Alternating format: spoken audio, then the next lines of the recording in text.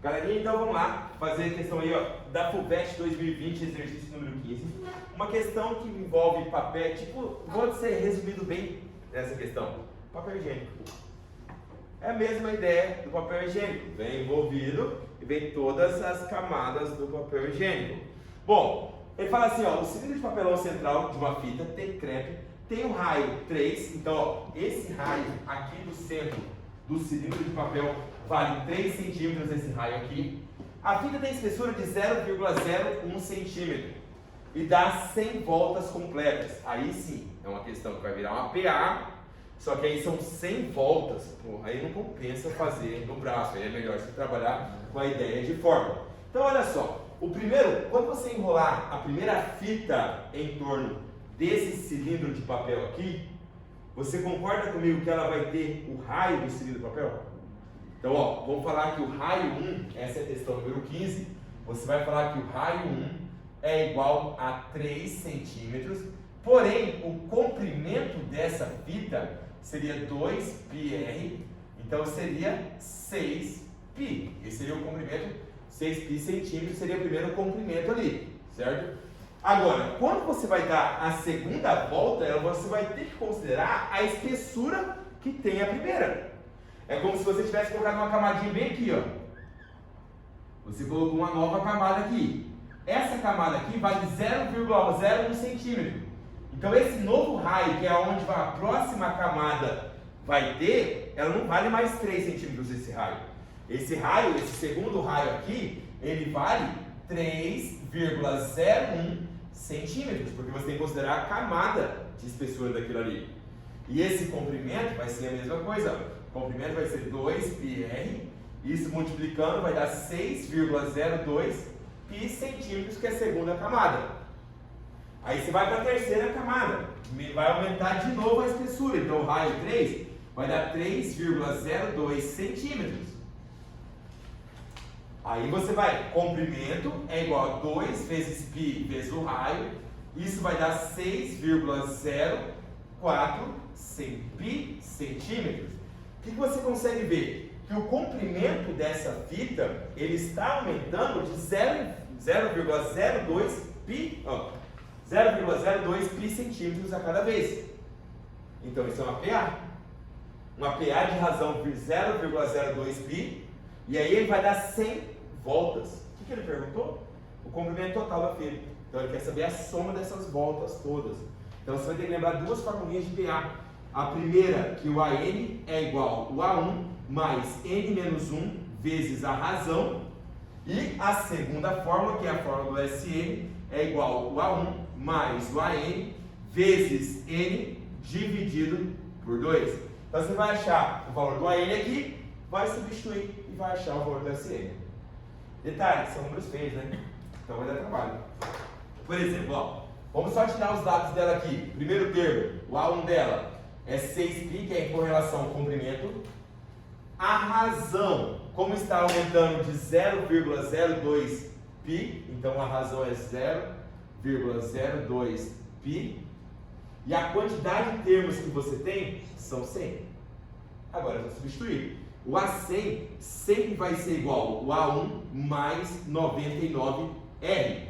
Então o A100 vai ser igual ao A1, que é 6π, mais 99 vezes 0,02 π. Alguém tem uma calculadora fácil aí? Vamos multiplicar isso aí. Obrigado, gente. 99, quando dá? Vamos melhorar aqui. 19,8 π. Somando com 6, o A100 seria 25,8 π. Esse é o valor do centésimo, a centésima fitinha lá. Certo, Nath? Hã? Não, isso vai na soma. O SN vai ser igual ao A1, que vai dar 6π, mais o AN, que é 25,8 π, vezes 100, dividido por 2.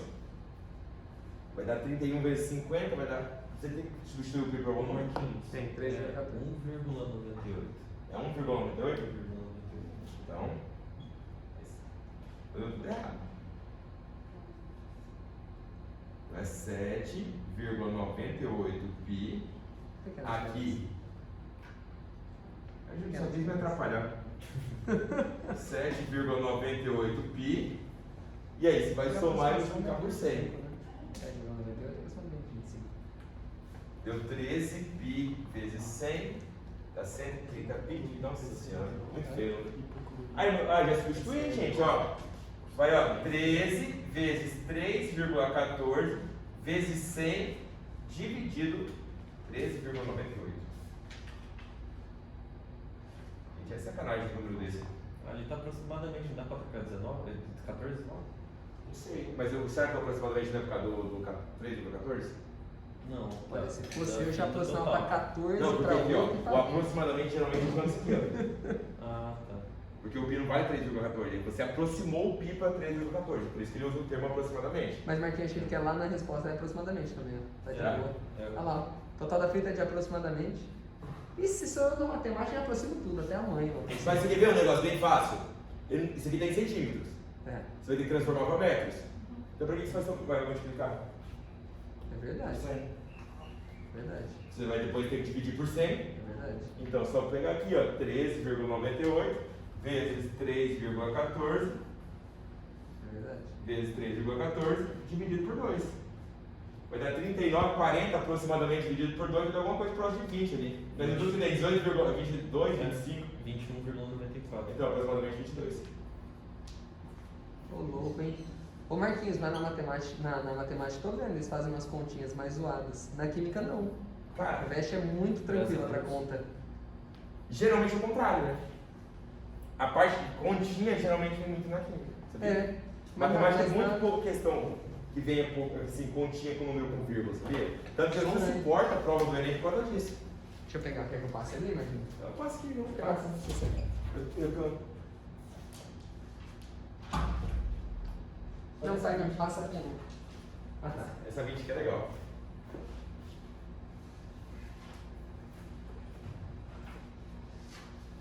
Pode apagar?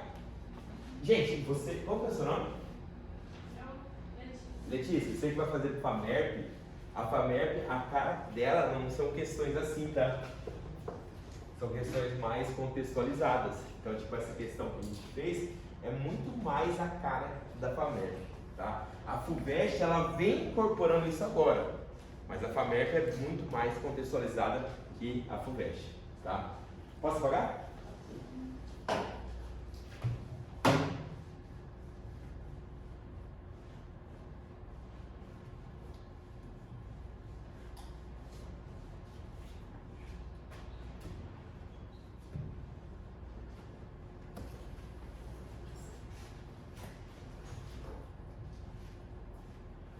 Bom, olha só, se 3x ao quadrado menos 9x mais 7 é igual a isso daqui, para todo número real x, o valor de a mais b. Bom, gente, você tem duas opções, tá? Quando ele traz para todo número real, você pode jogar o valor para x, viu? Você pode jogar o valor que você quiser para x. Talvez isso facilite ou não. Então, se você não tiver uma equação muito grande e ele traz isso para todo número real x, você pode jogar qualquer valor do x que vai dar certo. Então, você pode talvez trabalhar com um sisteminha nesse caso.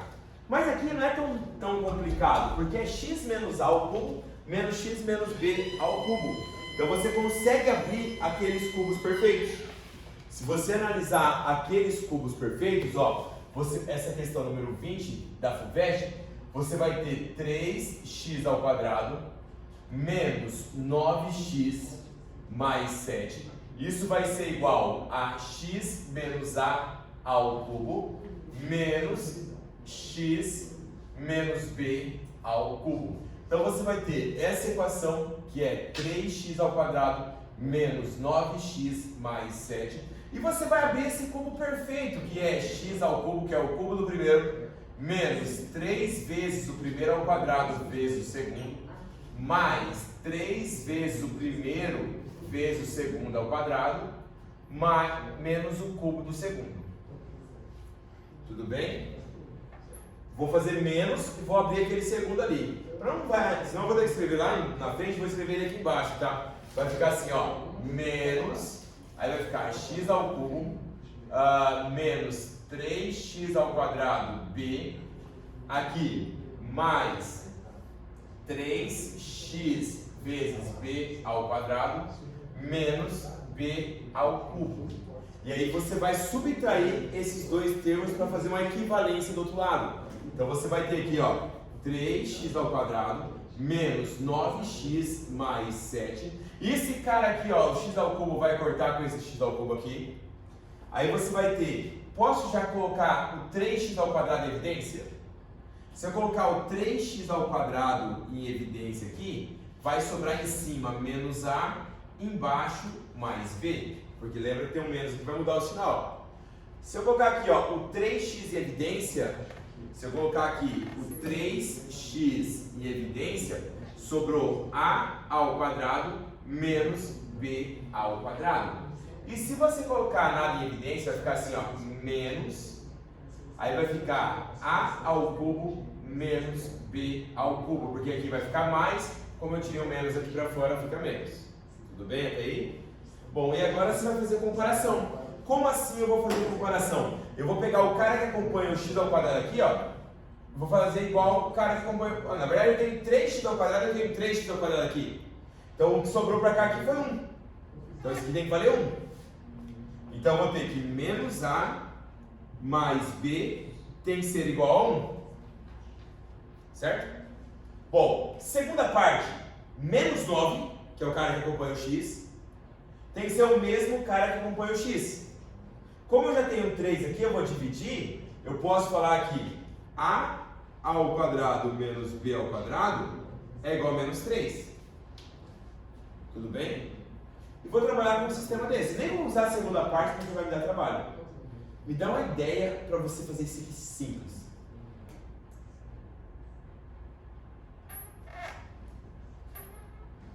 Nath? E olha. Ó, eu vou ajudar vocês, tá? Eu odeio número negativo, então eu vou multiplicar assim, ó. Tudo por menos 1. Se eu multiplicar por menos 1 aqui, vai ficar b menos a é igual a menos 1. Só para deixar mais bonitinho. E aqui? Se eu multiplicar por menos 1, vai ficar o quê? Vai ficar b ao quadrado. Não, ao contrário, né? Não, vou deixar aquele jeito ali mesmo. Ó. Não, vou deixar assim, ó. Vou multiplicar aqui por menos 1. Ou não? Vou multiplicar por menos 1. Vai ficar assim, ó. A menos b é igual a menos 1. Posso fazer isso aqui? Agora me dá uma ideia para achar o valor de a mais b. Ligeiro. Não, esse cara, depois eu sou apaixonado por esse homem, ó. Faz o que aqui? Uma diferença de 2 quadrados. Isso aqui é a mais b vezes a menos b. Isso é igual a menos 3. Quanto que vale a menos b? Menos 1. Vezes a mais b tem que ser igual a menos 3. Então qual que é o valor de a mais b? Que é o que ele quer saber. Entendeu? Mas professor, se você fizesse o sistema, ia dar do mesmo jeito, isso aqui dá muito trabalho. Toda vez que der quadrado, soma, é sempre fatoração. É sempre questão de fatoração. Beleza? Tranquilo? Bora para mais uma? Fazer essa de 1 aí, uma contextualizada.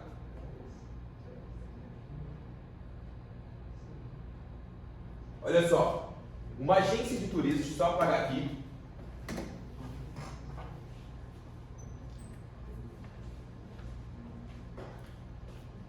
Pode apagar? Pode? Pode ler aí enquanto eu estou apagando aqui.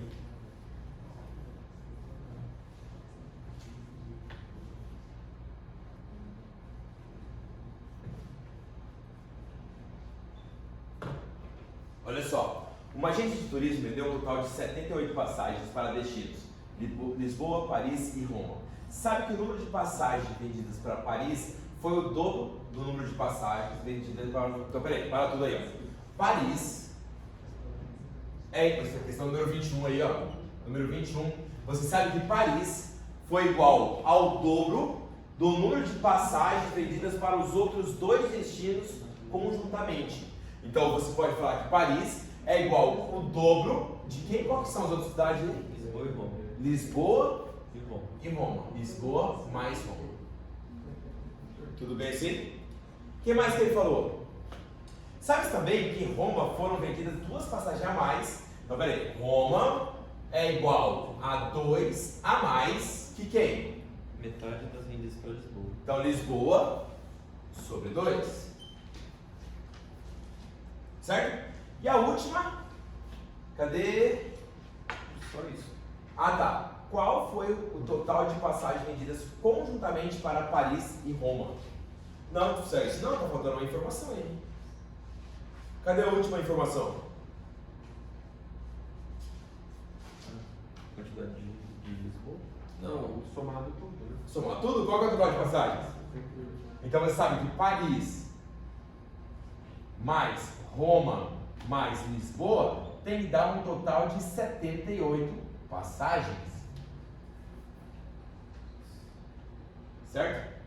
Agora é só você trabalhar com o sisteminha. Bom, aqui você pode falar que Paris é igual a 2 Lisboa mais 2 Roma. Então vamos só arrumar isso daí, ó. Onde tiver Paris, você vai substituir por aquilo ali.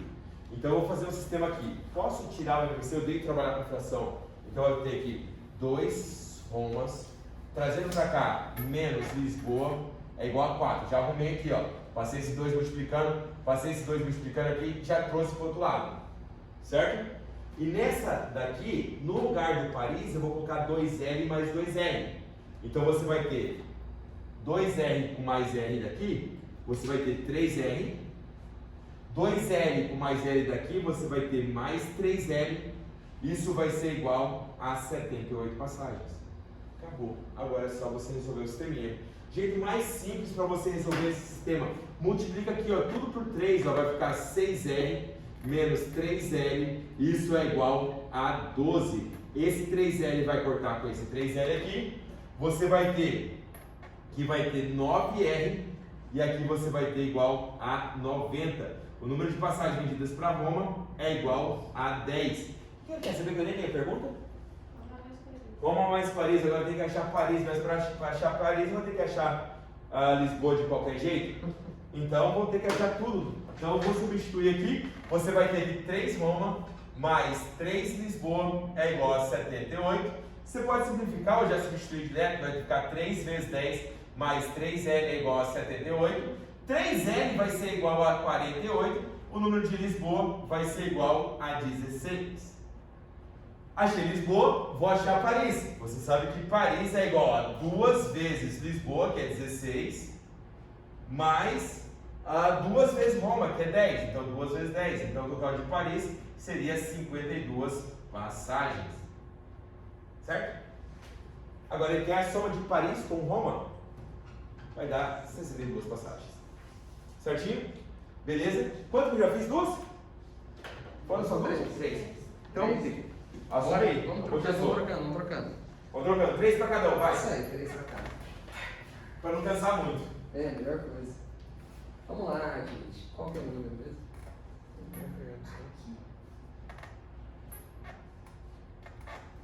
Muito bem. Essa questão é bacaninha, que vocês confundem bastante. Vamos lá. Gente, questão de número 5, dá uma olhadinha nela aí, ó. Numa determinada condição experimental e com um catalisador adequado, ocorre uma reação conforme representada no gráfico que relaciona a porcentagem do composto por tempo de reação. Gente, ele quer que nós escrevamos qual que é a equação química do processo que ele me deu. Tudo bem? Daí ele coloca bem assim, ó, presta atenção no gráfico. O limoneno cai, agora o paracimeno sobe e o terpeneno ele sobe e desce. Então vamos começar pensando numa coisa, né? Quem que deve ser reagente, quem que deve ser o produto? Reagente, quem que deve ser? Limoneno. O limoneno, por quê? Por causa que ele Porque ele está diminuindo, quem diminui é reagente, concorda comigo? E quem tem que ser o produto final? Crescimento. O paracimeno, com certeza. Então tem que começar com limoneno e terminar com paracimeno. Tem que começar com limoneno e terminar com paracimeno? Não é essa, né? Porque essa ainda se transforma em alfa-terpineno. Esquece, não pode ser a letra A. Vamos ver a B? Limoneno, né? Virando aqui o alfa-terpineno? Não tem a ver com o que a gente quer. Próxima, ó. Limoneno mais paracimeno virando terpineno? Não, também não, né? Tá viajada, tá? Agora vamos ver, pessoal. Limoneno se transformando em paracimeno. Ok. Limoneno se transformando em paracimeno. Ok. Agora a gente vai ter que decidir qual das duas que é a correta, né? A minha pergunta para vocês é a seguinte, pessoal. O nosso alfa-terpineno, ele é ou não é um catalisador?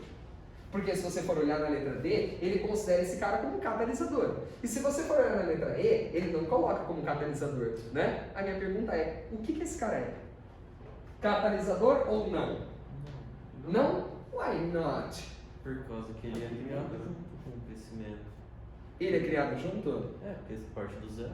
Ele parte do zero? Então ele tem um nome, não tem?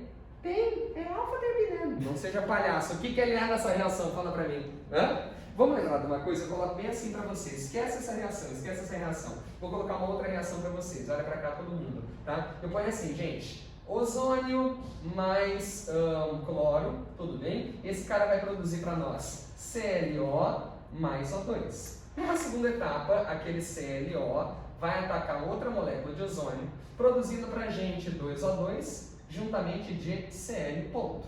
Me fala uma coisa, soma essas duas equações fazendo favor. Quem que eu poderia cancelar?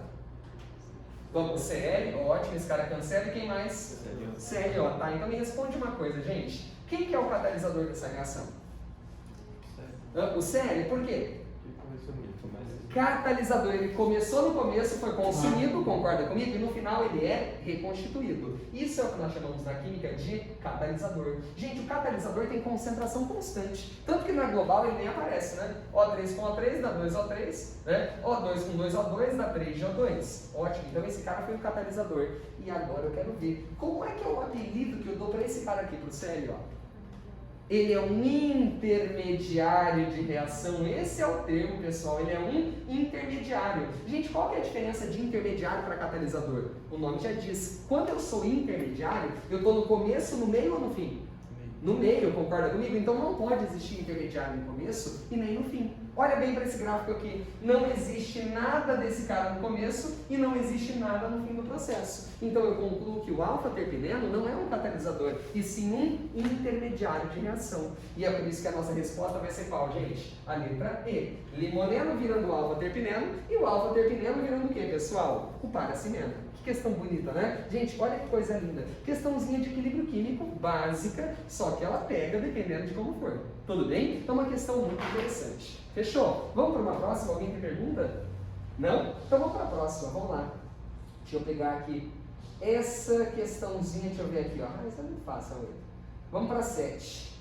Vamos para 7. Né? Gente, a 7 é bem interessante. A 7 é bem interessante. Ela fala bem assim, ó. O gás hélio disponível comercialmente pode ser gerado pelo decaimento radioativo, sobretudo do urânio, conforme esquematizado pela série de decaimento. Desde a formação da Terra, há 4,5 bilhões de anos, apenas metade do urânio decaiu para a formação de hélio. Gente, sem querer, querendo, né, ele acabou de te dar uma informação muito importante. Quando ele falou que há 4,5 bilhões de anos, que foi a formação da Terra, apenas metade do urânio 238 se decaiu para a formação de hélio, o que ele quis dizer? É meia vida. Isso, não é a meia vida, é a meia vida desse cara. Ele acabou de me dar o quê, gente? Ele acabou de me dar o tempo de meia vida desse cara. Que é de quanto, pessoal? 4,5 bilhões de anos. Tudo bem? 4,5 bilhões de anos. Beleza? Essa é a meia vida desse cara. E, gente, olha que interessante, presta bem atenção. Ele falou que decaiu para a formação de hélio. Cadê o hélio? Olha para essa sequência de reações e me fala, cadê o hélio? Eita, ruim. Cadê o hélio? E aí? Será que ele foi num balão e está voando por aí? O que você acha? Cadê o hélio, gente? Cadê o hélio? Eu quero saber cadê o hélio. Hã? Aí você fala, cara, de hélio. Será que está lá para baixo que você não mostrou? Não, não está. A única coisa que ele me deu foi essa daqui. E de onde que está vindo esse hélio que ele acabou de falar? Gente, está fácil, quer ver? Presta bem atenção. Eu quero que você olhe bem para essa série de decaimento. Tá? Olhe bem para essa série de decaimento. Gente, olha para cá fazendo um favor, tá? Urânio 238 emitiu uma partícula, qual? Alfa, e virou o tório 90234. Depois o que ele emitiu? Beta. Vamos lembrar de uma coisa rápida? Quando eu perco uma partícula alfa, quando eu emito uma partícula alfa, a minha massa diminui quantas unidades? 4. E meu número atômico diminui quantas? 2. E a beta, quando eu emito, a minha massa muda? A minha massa muda? Não, esses caras aqui são isóbaros, concorda comigo? Mas meu número atômico aumenta uma casa. É ou não é? Tá, cadê o Hélio? Cloruro de hélio. Hã? No alfa, claro, milione. Vamos lembrar de uma coisa, gente? O que é a partícula alfa, meus lindos? O que é a partícula alfa? Alfa é mais 2 e 4. Concorda comigo? Esse cara aqui era batizado de núcleo de hélio. Esse cara aqui é um núcleo de hélio. Por que ele é considerado o núcleo do hélio? Vou te explicar aqui agora. Se esse cara tem 2 cargas positivas, é porque na sua estrutura ele tem o que, gente? 2 prótons. Tudo bem? E se a massa desse cara é 4, é porque além dos 2 prótons, ele tem que ter o que, gente? 2 nêutrons. Tudo bem? Isso é a partícula alfa. Só que, gente, a partícula alfa não é o hélio. Mas, por exemplo, se esse cara, por algum acaso, chegar em alguém, né, e capturar 2 elétrons de alguém, se esse cara capturar um elétronzinho de alguém e outro elétronzinho de alguém, o que ele acabou de virar? O elemento hélio. Então, quando ele fala hélio, hélio na verdade é a partícula alfa. Gente, toda partícula alfa liberada no decaimento se transforma no hélio. Vocês estão entendendo? Se transforma porque só basta ele capturar 2 elétrons de alguém. Tudo bem? Então, me fala uma coisa, nessa sequência aqui, quantos hélios foram liberados ao todo? Vamos contar? Ó, 1, 2, 3, 4, 5, 6, 7, cadê? 8, tudo bem? 8 partículas alfa, logo formou o que, gente? 8 hélios no sistema. Vocês estão entendendo? Agora, ele pode falar num determinado intervalo. Então, essa questão agora a gente vai ter que entender o intervalo que ele está falando. Pode ser? Então, vamos lá. Ó, vamos começar pela letra A. Com base nessas informações, ele quer saber o que é correto afirmar. Gente, o decaimento de um átomo de urânio produz ao final da série de decaimento apenas um átomo de hélio. Não, a gente contou, eram quantos?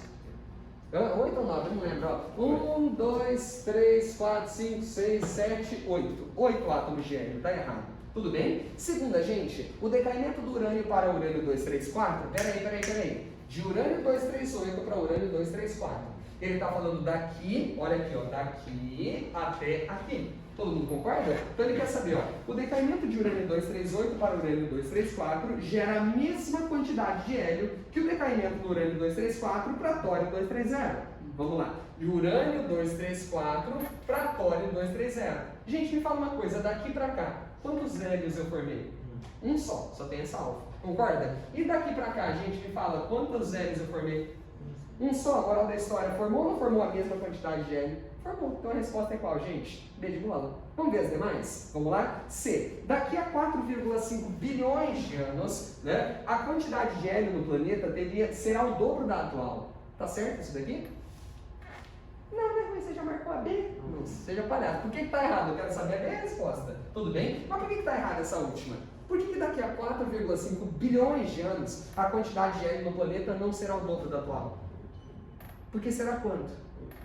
Gente, será metade da atual. A cada 4,5 bilhões de anos não é a meia vida? É ou não é? Então a quantidade se reduz pela metade. Então não vai chegar no dobro, vai chegar na metade do que tem. Vocês estão entendendo? Gente, quando eu falar para vocês isso, com certeza, na prova de matemática não é tão válido isso, Marquinhos. Porque geralmente na matemática é uma conta e ponto final. Agora na química, quer aprender, gente, qualquer prova de vestibular, não é para você achar a resposta certa. Você tem que saber justificar todas as erradas. Isso que eu falo para vocês, na prova de química é assim, ó, eu tenho que entender não por que a B é a resposta. Isso daqui é um detalhe. Eu tenho que entender o porquê que a C está errada, a A está errada. A melhor elaborada, ela te dá uma resposta certa, com 4 possíveis. Exatamente. Você tem uma ideia, mas não, eu acho que talvez ela pode ser certa. Exatamente. Isso é a melhor questão. Assim, a questão perfeita é desse jeito. E a prova do FUVEST é muito assim, Marcos, é muito assim. Quer ver, ó, letra D de dado. O decaimento do urânio 238 para 234 gera a mesma quantidade que o decaimento de chumbo 214 para polônio 214. Primeiro vamos olhar, de urânio 238 para 234. Gente, de urânio 238 para urânio 234 gerou uma alfa. Concorda comigo? Ele está falando de alfa ou beta? Falando de alfa mesmo? É de alfa. É isso mesmo, né? Mesma quantidade de hélio. Agora, de chumbo 214 para polônio 214. Vamos lá. Chumbo 214, cadê? Chumbo 214. Cadê, gente? Me ajuda. Aqui, tudo bem? Chumbo 214 para polônio 214. Esse daqui. Gente, me fala, quantas alfas eu gerei aqui? Nenhuma, então não gerou a mesma quantidade de hélio. Lá gerou uma que não gerou nenhum. E para poder terminar essa questão, a produção de hélio ocorre pela sequência de decaimento a partir do chumbo 206. Ô gente, quando eu chego no chumbo 206, o sistema fica instável e ele para de decair. Por isso que geralmente as séries de decaimento acabam no chumbo. O chumbo é um elemento estável. É o sonho daquele cara chegar. Vocês estão entendendo? Eles geralmente vão decair até o chumbo.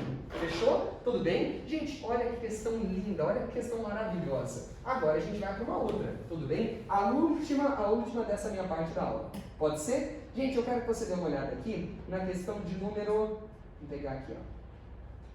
Essa daqui que eu acho muito bacana, essa 11. Vamos lá? Isso daqui é um assunto que você tem que conhecer, cara. Você tem que conhecer.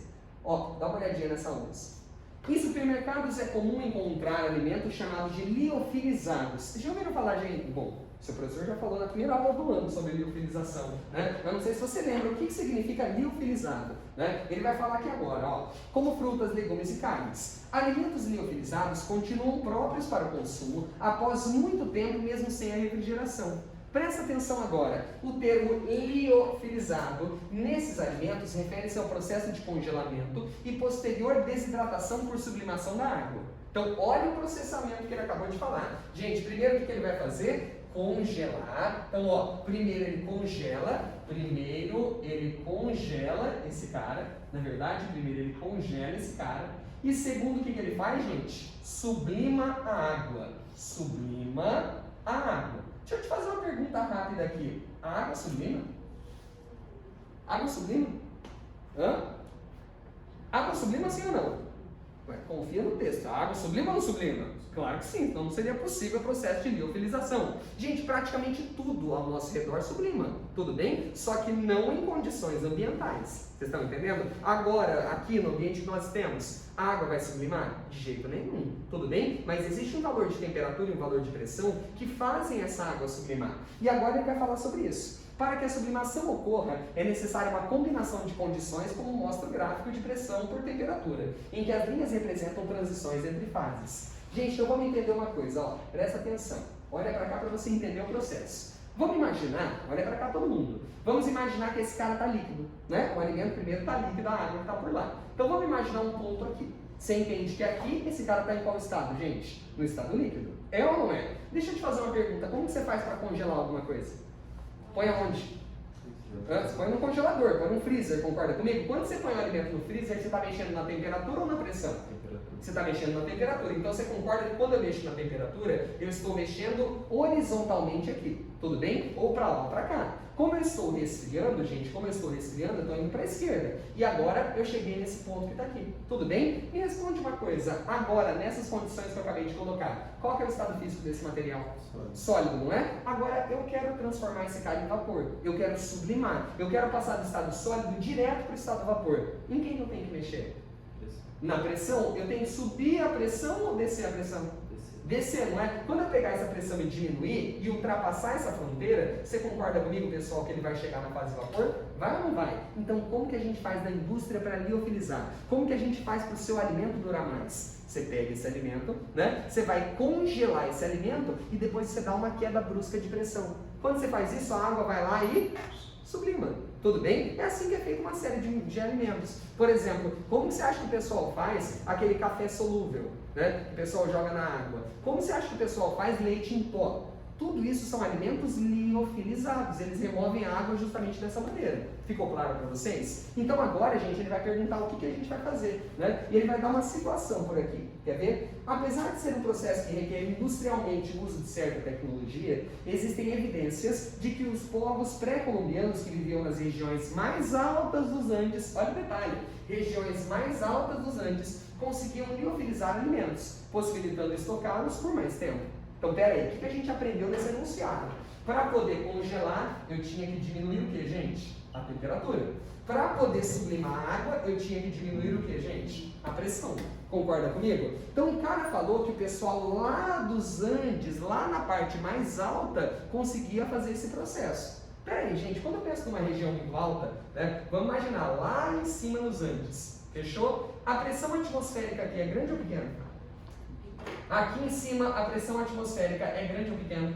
Pequena. Concorda que a pressão atmosférica aqui em cima é pequenininha? Assim ou não, gente? Se a pressão atmosférica é pequena, na hora que o cara estava aqui, ele preparou o alimento dele, tudo bem? Está congelado esse alimento. Aí ele pega e começa a subir essa montanha, tudo bem? Quando ele chegar aqui em cima, a pressão é alta ou baixa?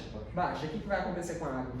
Ela vai sublimar. Vocês estão entendendo? Essa é a explicação. Então agora a gente vai ter que entender qual que é a melhor resposta que fala isso. Vamos lá? Fala pra mim, gente, olha nas alternativas e me responde qual é a resposta correta.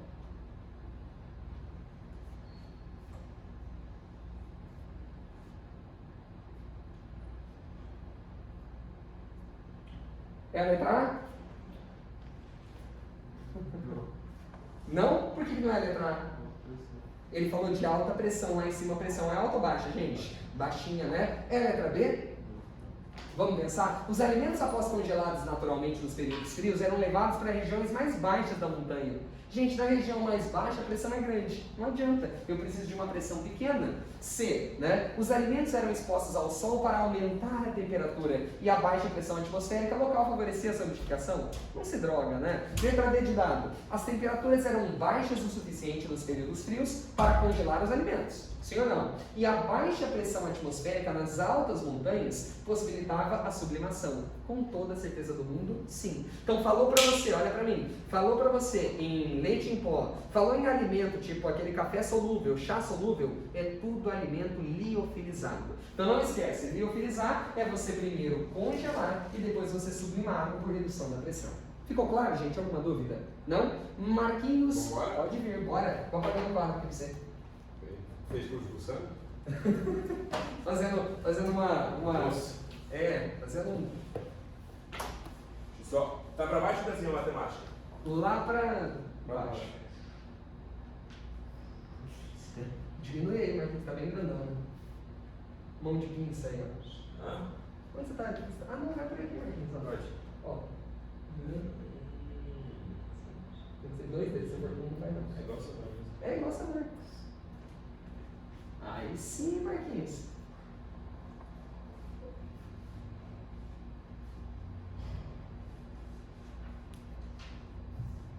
Você vai comprar um MacBook novo? Pra quê? Faz isso não. Esse Vai daqui ter- já vai- comprei esse ano, Ah. eu troquei, o meu eu tinha desde 2014, Nossa. que tá perfeito até hoje. Agora esse daqui eu comprei o Pro. Agora só em 2082 que eu vou comprar o próximo aqui. Tá louco. Compensa, Rui? Hã? Compensa? Muito, Marquinhos. Isso daí eu sou apaixonado por esse Eu tô computador. pensando em comprar um. Nossa, é muito bom. Tem pessoa que comprou um em 2012, Ah. tava usando, deu um problema, eles levaram na Apple, eles arrumaram e ficou usando por mais uns 3 Não anos. estraga. O meu outro MacBook eu dei pra Isadora, ele tá perfeito. Só que assim, pra fazer algumas coisas, ele começou a ficar um pouquinho mais lento. Eu nunca limpei o computador. Uhum. Se limpar, ele vai estar perfeito. Na verdade, eu limpei, né? Eu fiz agora eu mesmo. Resetei tudo lá e ele tá perfeito. Impressionante. A única coisa da Apple que vale a pena comprar pra valer agora. Celular é descartável, agora esse daqui não.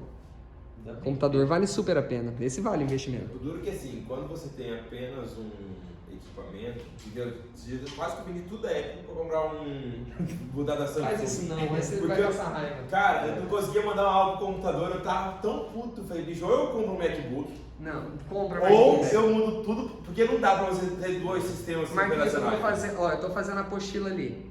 Aí eu quero pegar essa apostila no meu celular, ela já tá lá. Tá no meu celular, Não, mas eu não. comecei a fazer o negócio do Coisa linda. Keynote lá do... Cara, aí mudou o dia, eu falei, cara, não tô com o iPad aqui, entrei no celular, mudei, Já já tá tá tudo tudo- sincronizado. E agora no MacBook você pode passar o mouse do lado da tela, se o iPad estiver do lado, o mouse passa do Coisa pro Mac iPad. pro iPad, você arrasta.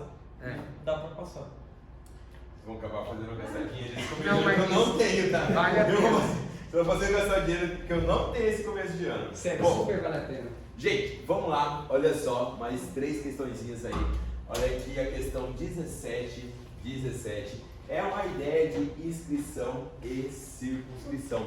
Primeira pergunta que eu vou fazer para vocês: tem como você escrever uma esfera num paralelepípedo? Primeiro, ou melhor, vocês estão inscritos ou vocês estão internos nessa sala?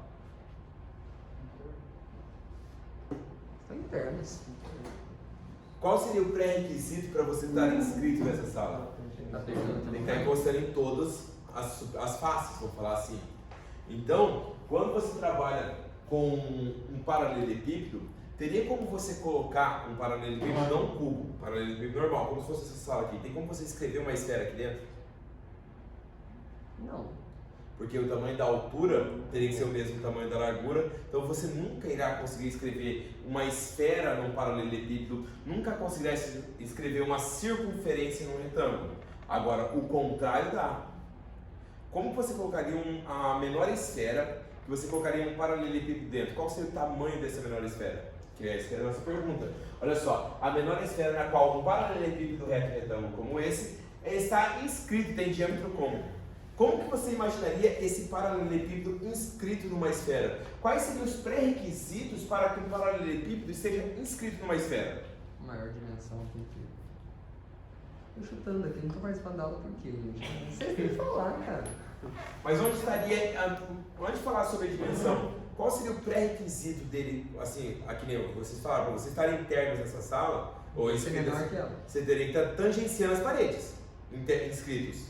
Agora, qual seria o pré-requisito do paralelepípedo estar inscrito na esfera? Mas esse... O raio da esfera tem que ser...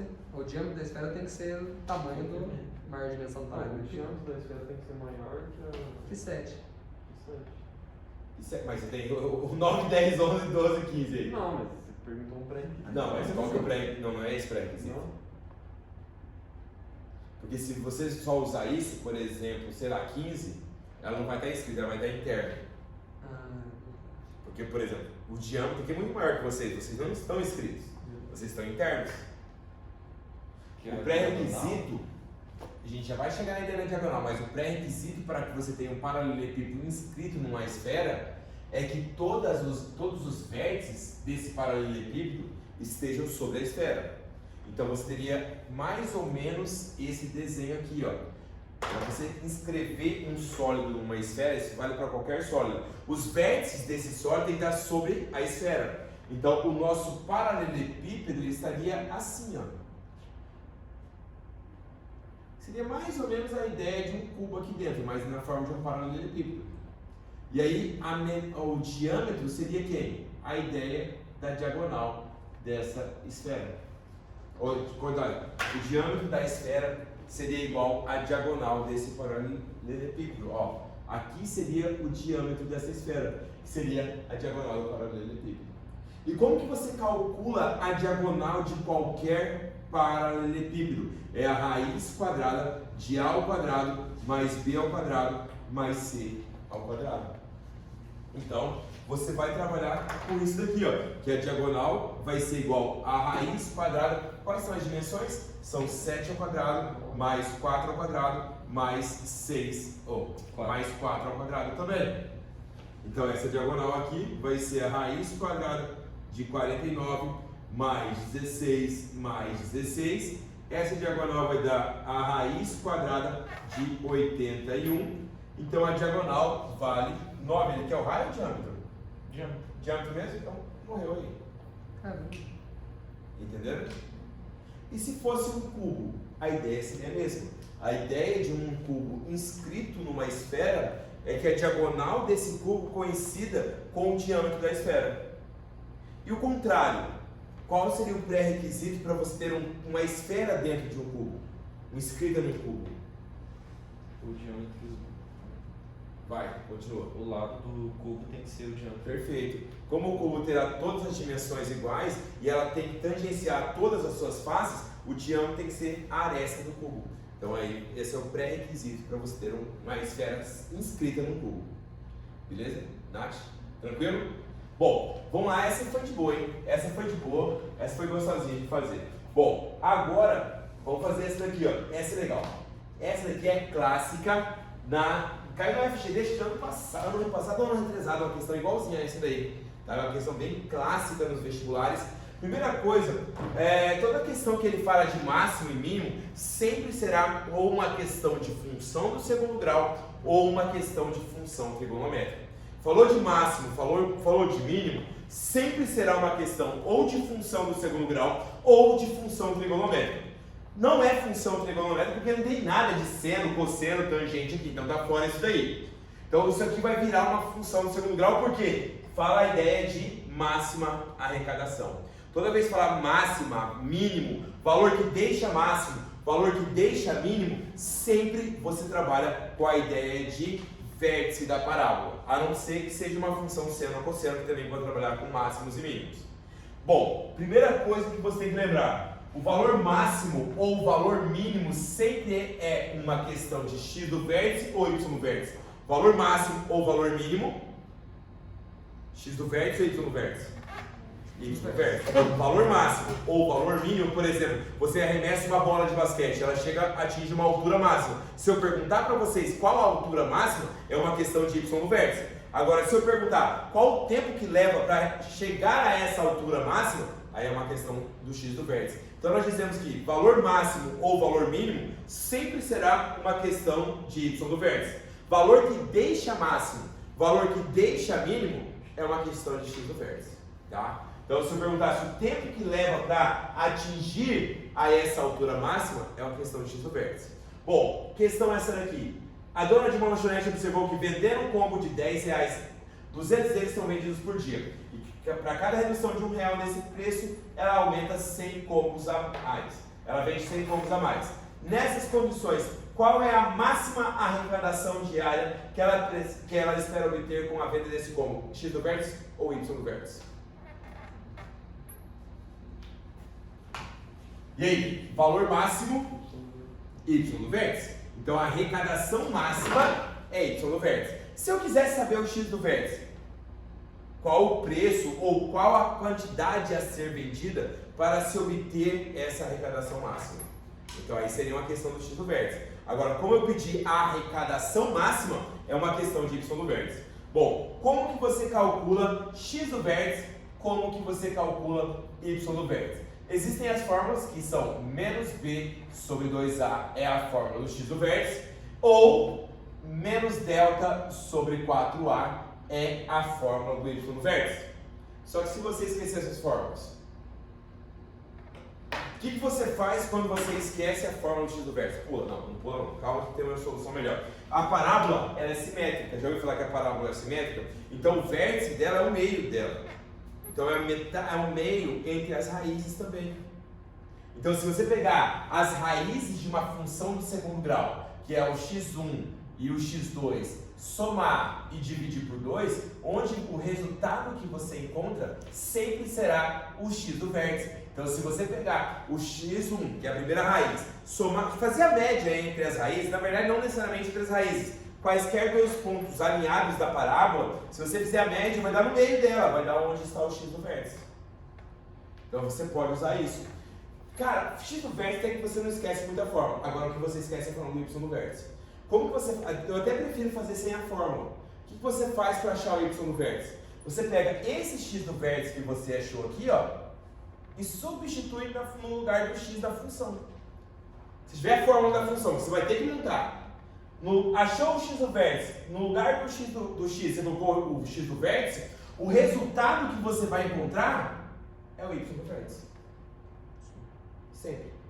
Então, por exemplo, agora como que você monta isso daqui? Luizinho, como que você recebe, qual é a sua receita? Se você vendesse, vamos supor, chinelo havaiano na praia. Receita? O que é receita? Eu recebo. O que você recebe, é o que você ganha? Não. Não. Então, receita, sempre você calcula. Pelo amor de Deus, não confunda a receita com lucro, tá, gente? Lucro é uma coisa, receita é outra, tá? A receita é o que você recebe. É sempre dado pelo preço que você vende, multiplicado pela quantidade que você vende. Então, vamos lá. A receita dessa senhora, ela vende a R$10, que é o preço, uma quantidade de 200 combos. Certo? Mas, se ela diminuir R$1 no preço, o que vai acontecer com a quantidade de combos que ela vai vender? De 100 a mais. É 200 combos por dia, né? É, então ela aumenta 100 combos aqui. Tudo bem? E se ela diminuir X reais aqui? Vai aumentar 100x. Então acabou a questão, você mudou a função do segundo grau, você vai fazer equilíbrio. Aí você aplica a distributiva e você vai montar a função bonitinha. Acha o x do vértice ou acha o y do vértice direto. Só que sem dar trabalho, gente. Sabe um jeito facinho? O que é raiz na quinzera? Se você igualar isso a zero, você vai achar as raízes. Então você vai igualar isso aqui a zero, você vai chegar que o x1 é igual a 10. Você vai igualar isso aqui a zero, você vai chegar que o x2 é menos 2. E você vai somar o x1 com o x2 e dividir por 2, você vai achar o x do vértice. Então você vai ter que 10 menos 2 dividido por 2, você vai encontrar o x do vértice, que vai dar 4. Só que eu não quero o x do vértice, eu quero o y do vértice. O que você faz? Então a receita máxima dela vai ser igual a 10 menos 4 vezes 200 mais 100 vezes 4. Então aqui a receita máxima dela vai dar 6, 200 mais 400 vai dar 600, multiplicou o total de arrecadação dela diário, 3 barões 600 por dia. Aí sim. Tá bom, né? Dona Lanchonete vendendo 3.600 por dia, dá pra virar sócio dela. Gente, entenderam esse tipo de questão? Cara, esse tipo de questão vira e mexe e cai. Só muda a historinha, mas é sempre a ideia. Um preço, uma quantidade, aumenta, diminui o outro. É só você montar a ideia da receita e fazer o balanço. Arrumar, fazer o equilíbrio delas. Beleza? Bora para mais uma? Sim, professor. Pai, o povo tá pior que nós dois, cansado. Você fala Euler ou Euler? Cara, depende da frescura.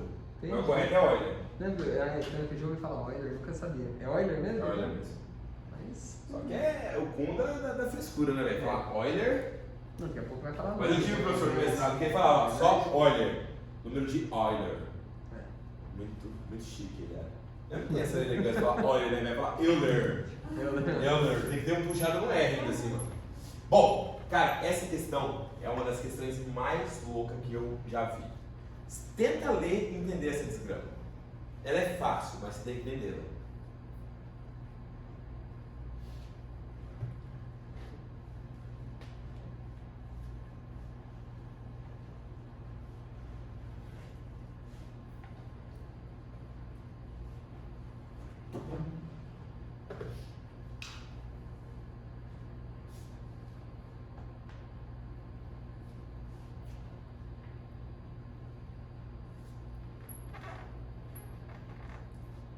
Primeira coisa, qual o nome que se dá ao número que tem o máximo divisor comum com outro número igual a 1? Eles são chamados de números primos entre si.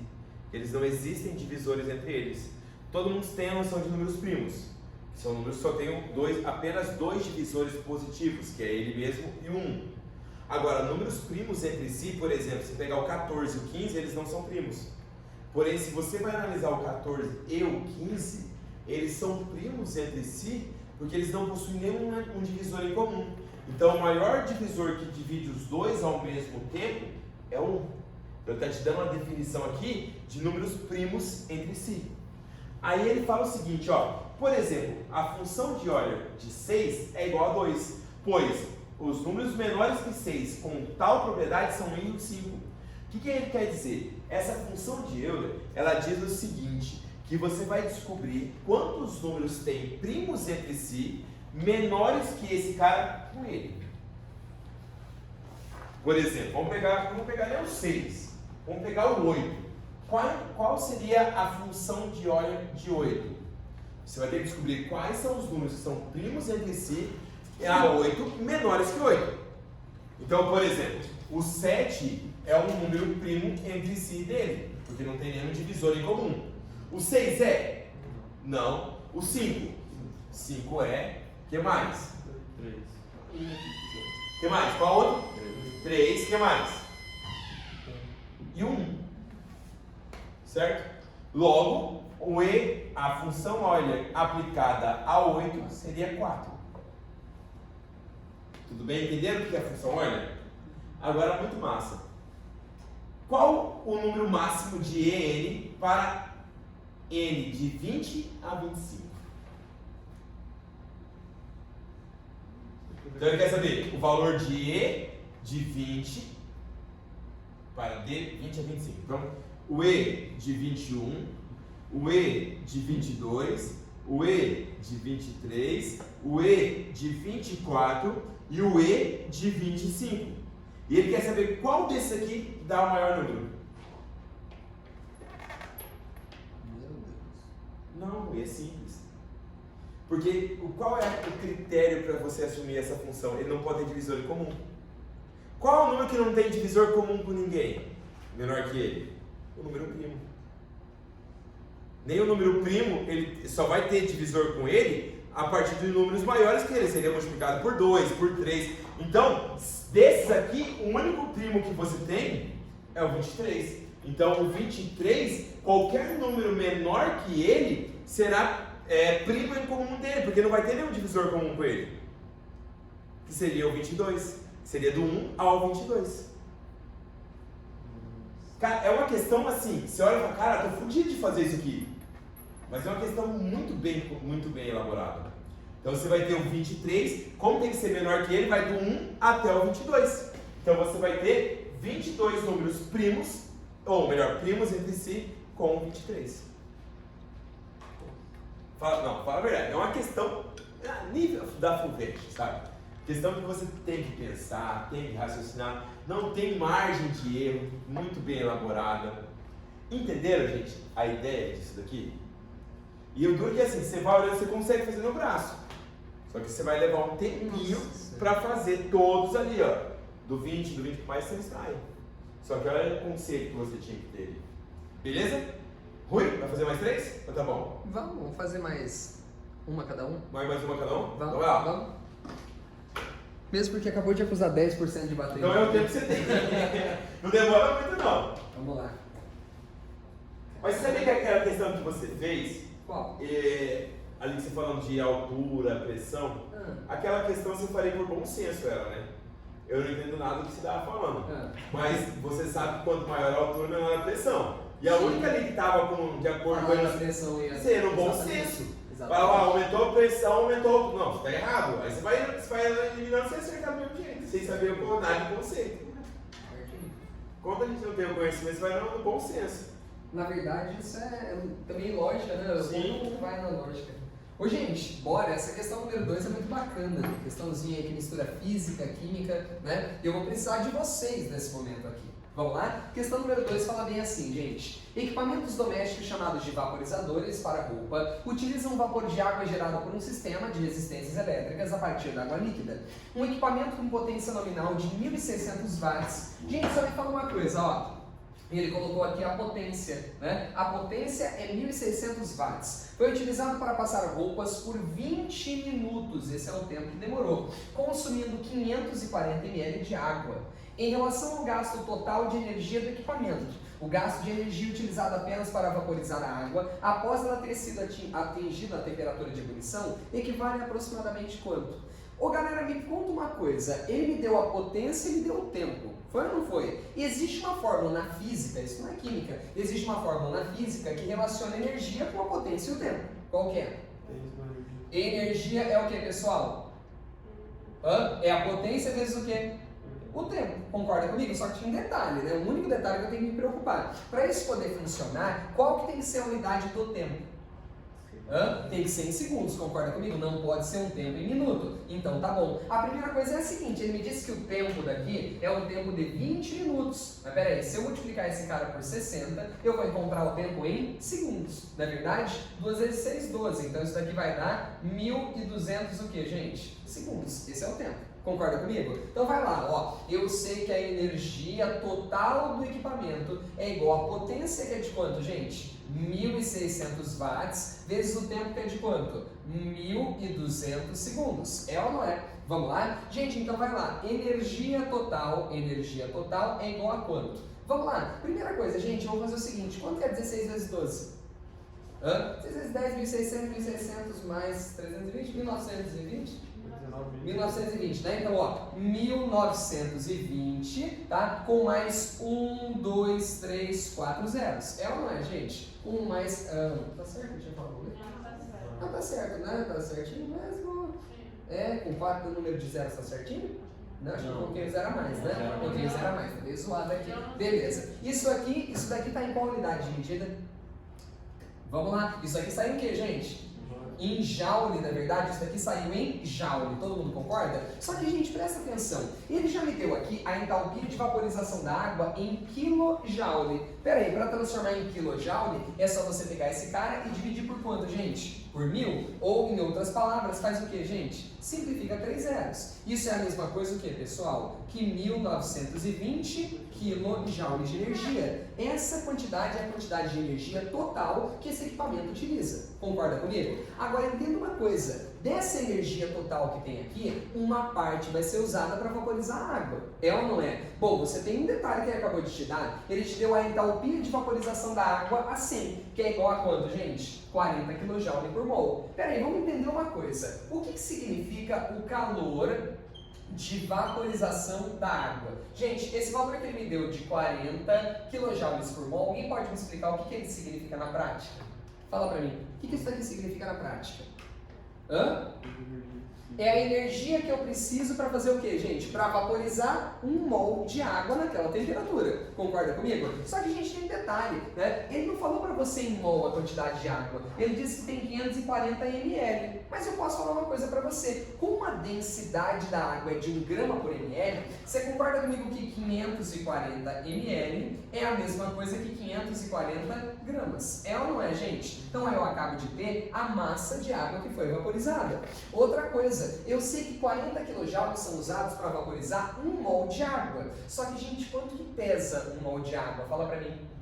18 gramas, né? Afinal, a massa molar da água é 18, concorda comigo? Então, o que eu posso afirmar para vocês, pessoal? É só fazer uma regrinha de 3. Ó, 40 kJ de energia são consumidos para você vaporizar 18 gramas de água. Agora, pessoal, quantos quilojoules de energia eu gasto para poder vaporizar 540 gramas de água? Meus lindos, dá para fazer de cabeça isso daqui, ou melhor, de cabeça. Concorda comigo? Daqui para cá, o que eu fiz? Se fosse de 18 para 54, eu teria multiplicado por 3. Mas agora tem um zerinho, então foi por 30. 3 vezes 4, 12. Concorda comigo? Então esse x vai ser igual, né, a 12 com 2 zerinhos. É ou não é, gente? 1.200 kJ. Em outras palavras, o que eu acabei de calcular aqui? Fala para mim. Hã? Dessa quantidade de energia total que a gente usou, tá? 1.200 foram usados para vaporizar a água que tinha por lá. Ou seja, ele quer saber a porcentagem que a gente gastou. Concorda comigo? Se você chegar nesse momento, tá? Já pode pensar assim, gente, eu gastei 1.200 dos 1.920, né? Então a alternativa A faz sentido? Não, né, gente? Claro que não. Isso daqui representa o quê? Bem mais que 50%. Concorda comigo? Então não pode ser a A, não pode ser a B, não pode ser a C e não pode ser a D. Só pode ser qual, gente? A letra E. Se você quiser saber o valor certinho, é só fazer, né? 1920 kJ equivalem a 100%. Assim como esses 1.200 que a gente acabou de usar, correspondem a quanto, gente? A x'. Esse x' daria quanto? Só pra gente fazer, mesmo não precisando. Quanto dá? Só para saber ficar feliz. 62,5%? Então vamos por aqui, ó, 62,5%. Gente, o que eu queria mostrar para vocês aqui é o seguinte, vocês notaram? Tipo assim, eu não precisava fazer essa conta, e a FUVEST tem muito disso. Você fez a conta ali, notou a quantidade, já faz uma comparação de cabeça, nem perde seu tempo fazendo conta. Tudo bem? Bacana demais, Marquinhos? Boa. Vamos então para uma de matemática? Bora. Bora? Então vamos lá. Qual que você quer? Cara, por que eles não pensam nessa proporção rápida, né? Sim. Se multiplicou por 3 é muito prático. Nossa senhora, pelo amor de Deus. Física com o Rui. Física como é. Mas, Rui, com essa mudança do ensino Que médio. tal tornar física só tem espalhado no Essa mudança do ensino médio, isso aqui vai fluir pra física? Física? Física. Beijo. Física, Física, normal. normal. A verdade é que essa mudança no ensino médio assim vai continuar igual. Ensino É. essa grande. Ah, enquanto não muda nada nas provas, você continua do mesmo jeito, né? Não vai mudar. Você quer mudar lá embaixo, mas você não muda lá em cima. Colégio como já fizeram isso daqui, ó. É. Já deram um jeito de deixar tudo igual. Não vai mudar. Você quer.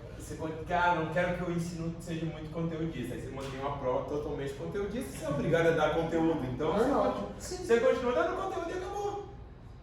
Bacana. Né? Essa questão é legal. Qual? 23 ou 24? 24. 24? Mas vamos fazer. Essa daqui eu não sei porra nenhuma de inglês, então não dá pra fazer. Vamos lá, a especialidade do Gabriel é inglês. Gabriel? É. Não. Não? Ah, vocês Mas estão é fracos, hein? Mas ela é simples, Rui. Então Ela é bem vamos lá. fácil. Deixa na anterior a ela. Ah. A anterior é mais difícil. Sabe por quê? Porque ela vai te Porque dar ela tá em ideia. português. Hã? Muito mais fácil. Também, mas essa aqui é muito mais É difícil. difícil? Sim. Então às vezes é porque tá em português, a outra tu não entende. Português é muito mais difícil que inglês. Você Pelo amor de colocou, Deus, eu vai não sentar, entendo nada então. de inglês. Bom, gente, olha só. Essa daqui é legal. Rui, faz quanto tempo que teve um derramamento de óleo aqui na bacia brasileira? Faz uns anos, hein? Não faz uns 3 anos. Pra mim, Teve faz aquele do tempo, brasileiro passou que no passou faz uns. Foi aquele lá da costa, que Faz uns 2, 3 anos, não foi? foi do pirata, né? Meio pirata, né? Era um navio grego. É. Agora foi comprovado que era um Pô, mas já navio faz muito, acho que faz uns 3 Não, porque era no governo do Bolsonaro ainda, não era? Porque falaram que era da Venezuela. Foi antes dele assumir. Foi logo, foi naquele. É, eu lembro que falou que era da Venezuela, falou um monte de coisa sobre a Venezuela. Mas ó, aqui no meio caiu uma questão no vestibular que era bem parecida com essa daqui. Ele perguntava, ele te dava uma área totalmente irregular, estava derramamento de óleo, e uma espessura daquele derramamento de óleo. E perguntava-se qual o volume de óleo derramado ali. Lógico, aí você perguntava em barris, no final você tinha que transformar para barris. Mas como que você faz para calcular o volume de qualquer superfície? Por exemplo, que aqui, quando você trabalha, vendo qual é o índice pluviométrico, choveu 18 milímetros. O que é aquele 18 milímetros? Se você pegar uma área superficial, plana, você vai ter uma lâmina de água de 18 milímetros. Seria mais ou menos a ideia. E como se eu perguntasse para vocês qual é o volume de água acumulada, por exemplo, nessa sala? Você iria pegar a área da superfície dela e a considerar esses 18 milímetros como a espessura da água, ou seja, a sua altura. O princípio de Cavalieri diz o seguinte, que quando você quer calcular o volume de qualquer superfície que não afunile, ela mantém-se subindo a altura linearmente, sem fechar, por exemplo, na pirâmide, num cone, você não pode usar o princípio de Cavalieri. Porém, num cilindro ou num prisma, que ele sobe linearmente, bonitinho, assim, sem achatar, você usa o princípio de Cavalieri, que é a área da base multiplicada pela altura. Isso você pode aplicar em qualquer superfície, por mais que ela seja irregular, desde que ela não achate. Então, por exemplo, nessa questão do óleo que teve, era só você pegar a superfície e multiplicar pela lâmina, pela altura do óleo diesel ali, do petróleo que derramou. Você já teria o volume e aí era só transformar em metros cúbicos ou centímetros ou em barris do que ele queria lá no momento. Aqui, mais ou menos a mesma situação. Olha só, uma cidade dividida em 2 setores. O setor sul, com área de 10 km², e o setor norte, com área de 30 km². Após o final de semana, foram divulgados os seguintes totais pluviométricos. 7 milímetros na região sul, 9 milímetros no domingo, no sábado, domingo ali, 11 e 17 na região norte. É correto afirmar que o total pluviométrico desse final de semana na cidade inteira foi de quanto? E aí, o que você faria? Aqui ele te deu separado. Como que você faria isso de um modo geral? Soma tudo da sul, vai só para norte e soma tudo. De acordo com sua área, né? Na verdade, isso realmente é só para ponderado. sul, faz tudo para lá. Isso aí chama média ponderada. Eu ia falar em média ponderada, média dos pesos, é a mesma coisa. A área representa o peso relacionado a cada uma delas. Concorda comigo? Seria mais ou menos a mesma ideia. Porque assim, ó, se você pegar esse índice pluviométrico e multiplicar pela área, vai te dar o seu volume. Então você vai ter esses 2 índices, que vão dar 16 vezes a área que foi ocupada por eles, que é da região sul, foi de 10, mais, isso aqui deu o volume da região sul, mais da região norte, que são 18 multiplicado por 30, dividido pela área total, que seria 40. Hã? 28, desculpa. Que seria a mesma ideia da média ponderada. Massa, né? Aí você multiplica aqui, vai dar 160 mais 840, é isso? Essa multiplicação? Dividido por 40. Obrigado, gente. Não quero falar com você não. Aqui vai dar 1000 dividido por 40. Eu não sei na sua aula, mas como que gosta de participar? Não, demais. Ela se intromete em tudo, olha. Demais. Corta aqui, vai dar 25 milímetros. Sensacional, mas... Certo, gente? Entenderam esse tipo de questão? E é a mesma ideia que você usa quando você trabalha com qualquer superfície irregular. Então, se você pensar na mancha de óleo lá no oceano, ela é totalmente irregular.